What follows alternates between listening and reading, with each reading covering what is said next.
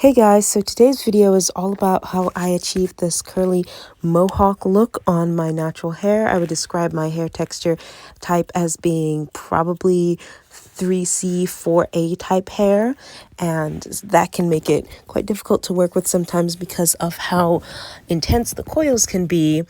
But the cool thing is once it has achieved the shape, it will retain that shape. So let's keep going and you'll see how I achieve the style. First off, I go in with my leave-in conditioners, my creams, and my twisting butter. Then I take my comb and I'm trying to figure out where to section my hair, how much of it I want to have for this mohawk. So you can see I have it sectioned into 2 buns. I'm going to take those down so I can begin the process of sectioning off my hair.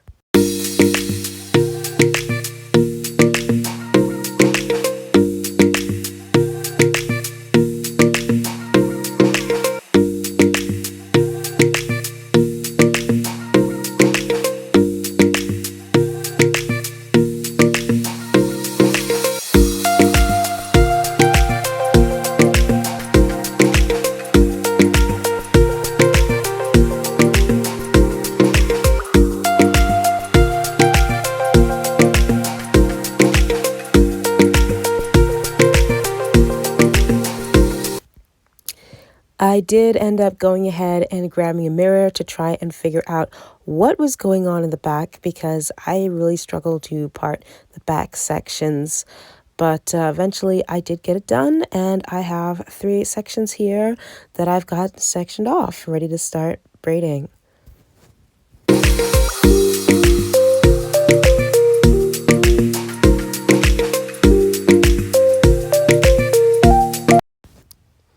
I'm basically just doing a cornrow here.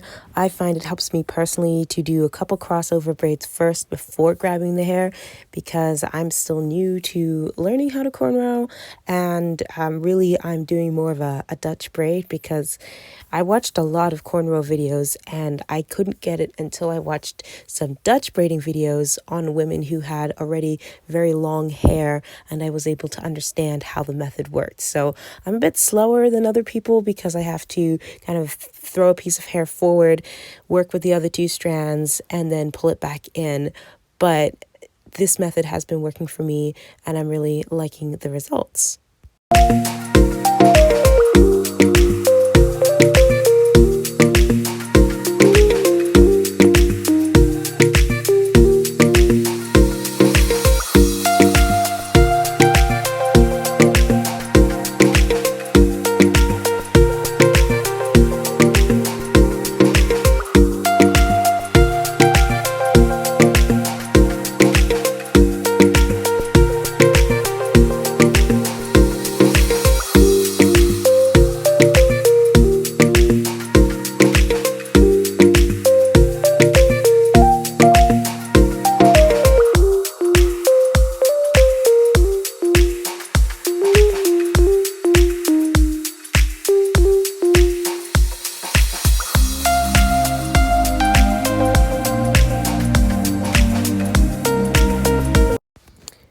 I got about halfway through this braid here and realized I forgot to put the twisting butter in, which I can braid my hair without it, but it just helps so that I can have the manageability and it doesn't all stick together when I'm trying to braid, because or else the ends get very snarly, very tangly.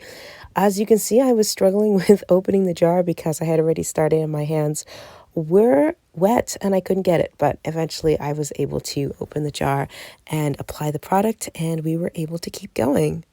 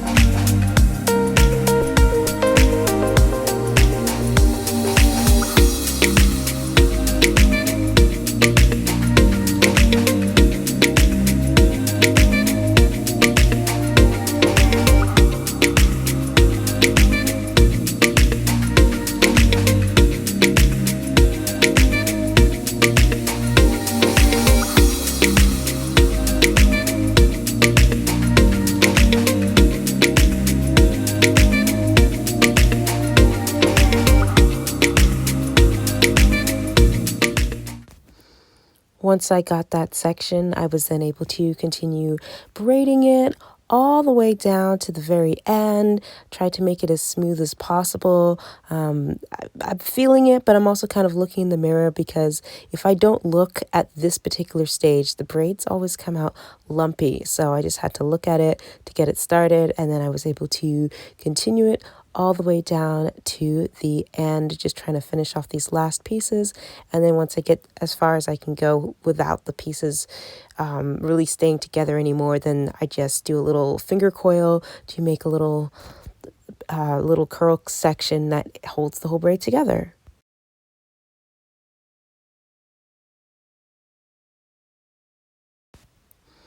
As you're about to see, my parting did not turn out super cleanly. I tried, but things just didn't quite go the way they were supposed to go. So we persevered, because I wasn't about to go ahead and retry to do all of that. But, that's the beauty of curly hair. Even if the parts aren't clean, it's going to hide that. And you're really not going to be able to see that once the final style comes together. As you can see here, I did remember to apply the butter before I started working on my hair, but the issue is then I put too much in, so I had to take some out with a towel, because if it's too sticky, if there's too much product, then the style doesn't come out so well. It smells really good. That's why I was smelling it.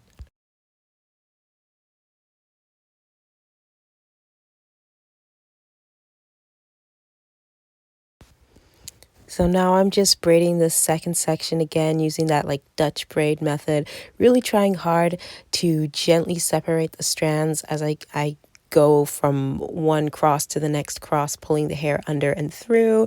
And again, with the twisting butter, I've found that it helps to make sure that the strands are not tangling at the ends. I did trim some of the ends to also alleviate that issue, and it does seem to make braiding a lot easier.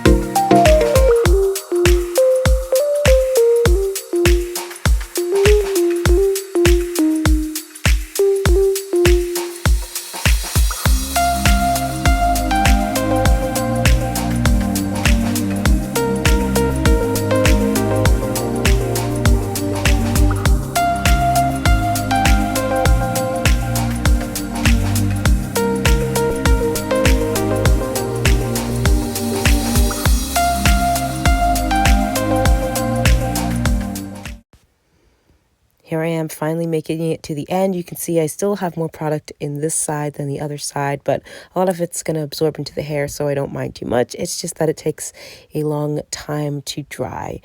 I was watching a program while I was doing this, so you see me smiling at some of the funny things that I am watching.